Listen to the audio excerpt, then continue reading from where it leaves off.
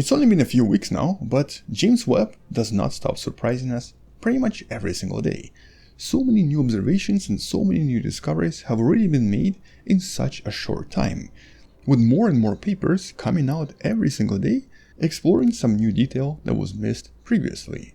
But because the James Webb telescope was originally designed to look into the extremely distant part of the universe and to try to detect something pretty much at the edge of the observable universe, most of the new surprises actually are coming to us from these extremely far distances, essentially when the universe was only a few 100 million years old.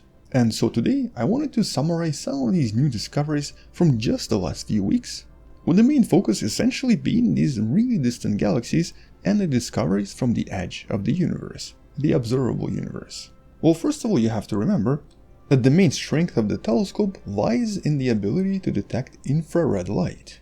And because of the acceleration of the expansion of the universe, essentially some of the earliest ultraviolet light over the period of the past 13.5 billion years has now been shifted into certain infrared frequencies. Which means that all of these early galaxies that were very powerful and producing a lot of UV light, mostly due to the extremely powerful stars that these galaxies were made from, would actually have most of their light shifted into the infrared frequencies because of the travel across the universe. And this creates a kind of a sweet spot for the James Webb telescope somewhere right here in this particular wavelength. And interestingly, even though originally a lot of scientists were arguing that, well, for the most part, most of the early galaxies would probably only start forming about 400 million years after the formation of the universe, after the beginning of the Big Bang, a few studies proposed something entirely different. They actually proposed that a lot of galaxies might have started forming much earlier, which ironically is exactly what the James Webb observations have right now been discovering, even in this very preliminary data. With all of these new discoveries uncovering galaxies in patches of dark space where nothing was previously visible. But the majority of the discoveries so far coming from this one observation of this galactic cluster, SMACS J0723, that essentially has this relatively powerful gravitational lens in the middle of it, formed by the galactic cluster with a lot of mass. We've discussed this in more detail in one of the previous videos you can find in the description. But because of the design of the telescope, its strength is really in detecting galaxies between 100 and 250 million years after the universe began. Which is exactly why suddenly, even after just a few hours of observations, the telescope started to discover all of these galaxies present in this image. So before I show you what the scientists recently found, quick reminder about what redshift means and how redshift works, because that's the unit used in measurements of the distances or the age of these galaxies. So objects moving away from us will have all of their light redshifted. It's going to have much lower frequency. And so instead of measuring things in light years, because of these ridiculous distances, it's much easier to study things using redshift. A redshift of 1 means that the light traveled for approximately 7.7 billion years. But the galaxy in this case is about 10.1 billion light years away from us because of the expansion of the universe and because the expansion is also accelerating. Redshift of 2 represents 10.3 billion years, and well, the other values are in this table. So as you can see, it's not really a linear progression, but there is a formula to calculate all of this. Although notice how this table kind of ends at redshift of 10. That's because it's a slightly older table, and up until recently, none of the more distant objects have ever been discovered. But in the last couple of years, they have been found. And specifically, first at the redshift of 11, then 13, and now, well, take a look at this picture. We have all sorts of redshifts present in here. Anything from 13.4, 15.3, and even 16.3. All of this from the James Webb observations. And in this case, in these other observations, there's even at least one candidate with a redshift of potentially 18.1. With one of the first discoveries being the galaxy known as Glass Z13 that we've discussed in the previous video, that seems to represent the galaxy that's approximately 300 million years old. But because these new discoveries are coming in super fast and the scientists are actually having trouble catching up to each other and basically keeping everyone informed, most of the scientists, instead of relying on typical publications, which usually takes at least a few days or possibly a few weeks to produce, have now mostly gone on Twitter to share all of their observations and to share their discoveries. For example, here's a beautiful color image of a galaxy at a redshift of 16.7, approximately 235 million years old. This would be about 35 billion light years away from us, and was recently tweeted by Anton, whose student created this image. You can find the links for all of these in the description below. Here's another galaxy slightly closer at a redshift of 14, but with a slightly cooler story and a slightly cooler name. It's now unofficially referred to as the Macy's Galaxy, because Stephen Finkelstein, who discovered this, and who showed it to his daughter, discovered it on his daughter's birthday, and she really wanted to have a galaxy named after her. And her name is Macy, and so I think he has a right to name it Macy's Galaxy. And since we're talking about Macy, here's her picture. Happy belated birthday, Macy. In this case, this was discovered using a slightly different survey known as SEERS. And from what they've discovered so far, they think this is a highly active galaxy forming a lot of stars, but located in the region where nobody expected, much earlier in the existence of the universe. So definitely, once again, something that the scientists did not expect to find. With this other study we've discussed previously, even finding at least a few galaxies at what seems to be the redshift of 20, which would place them around 180 million years after the formation of the universe. But more importantly, a lot of them seem to also be shaped like disks, which is really unexpected because it's always been believed that disk-shaped galaxies or spiral galaxies would take much longer to produce. Yet the study right here did discover a lot of disk shapes at relatively faraway distances, something that's I guess slightly better visible in these images produced by the James Webb.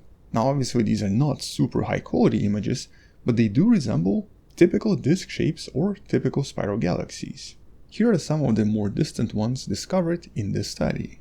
And for astronomers, this is really unexpected, mostly because of the previous observations from the Hubble telescope. When the scientists started using Hubble, they essentially concluded that a lot of distant galaxies are mostly irregular shaped because of the way that they believed galaxies form, and it would actually take a few 100 million years for galaxies like the Milky Way to start forming.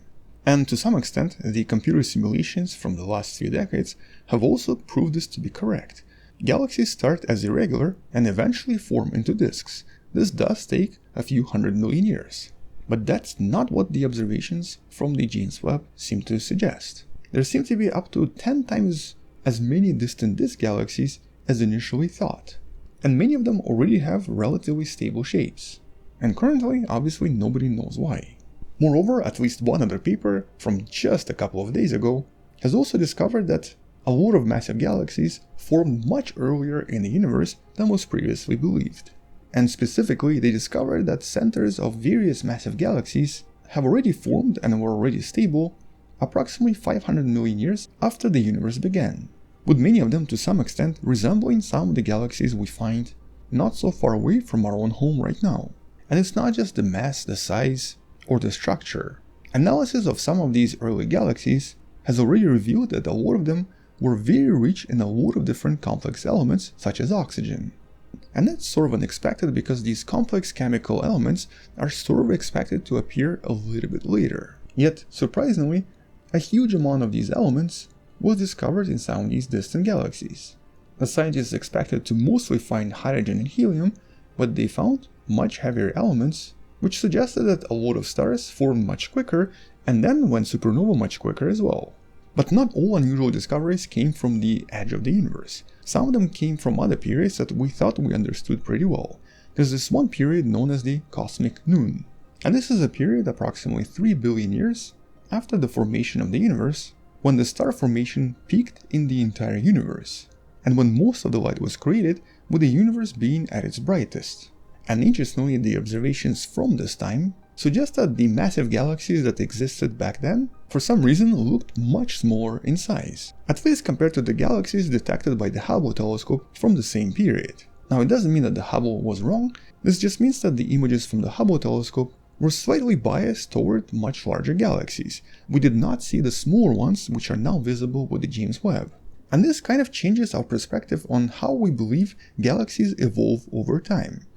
Originally, the Hubble telescope studies suggested that the galaxies start small and grow bigger and bigger over time, mostly through the process of collisions with other galaxies and potentially by absorbing more mass from the outside. Yet Webb seems to suggest something else. According to the Webb telescope, the galactic evolution seems to be much more complicated and is not as linear as we initially thought. It basically suggests that some galaxies might even reduce size, and some other galaxies might actually stay the same size for a very long period of time and do not increase in size as linearly as initially thought. Which made a lot of astronomers in the last few weeks basically question everything they knew about the formation of galaxies, formation of stars, and essentially the universe as a whole. Now, obviously for us, living here on planet Earth, this might not really have much effect. But in terms of cosmology and in terms of our understanding of the formation of the universe, this is a pretty big deal. This essentially means that the scientists might have to rework a lot of things they knew about the formation of the universe from the beginning, and it also means that in the next couple of years, we're going to be discovering a lot of things that will basically rework everything about cosmology. With some of the current explanations suggesting that there might have been something in the universe, or there probably is something in the universe, that seems to quench the formation of stars and seems to also quench the growth of galaxies, making them grow much smaller or possibly even having them decrease in size. It could be something to do with black holes and the super powerful jets coming from massive black holes in the center of various galaxies. Centaurus A right here is a pretty good example, this is our neighbor, but it could also be something entirely different, a phenomenon we still do not understand and know nothing about. And so James Webb Telescope in this case is this one tool that will hopefully help us understand the universe a little bit better. For example, maybe it will help us understand, like this other study that you can find in the description discovered, why there are so many red spiral galaxies existing in the early universe even though there are practically none in the universe today. In this case, red spiral galaxies are galaxies where there is practically no star formation at all. And there's also a lot of dust that ends up making a lot of light coming from the galaxies much redder than it would be otherwise. And so for all we know, there could be a completely new population of galaxies existing in the early universe that we didn't know existed until James Webb revealed them very recently. And so if a bunch of these unusual red galaxies existed in the early universe and no longer exist in the modern universe, well, that's another mystery to solve in some of the future studies. But shockingly enough, all of these discoveries have only been made in the last couple of weeks. Imagine what we're going to be seeing by the end of the year. James Webb seems to have already confused a lot of astronomers out there, and it's only going to be producing more data as the time goes on.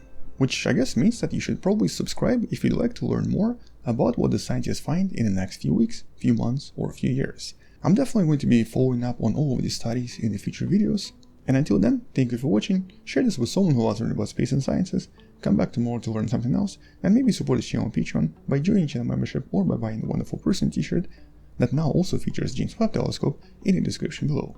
Either way, stay wonderful, I'll see you tomorrow, and as always, bye bye.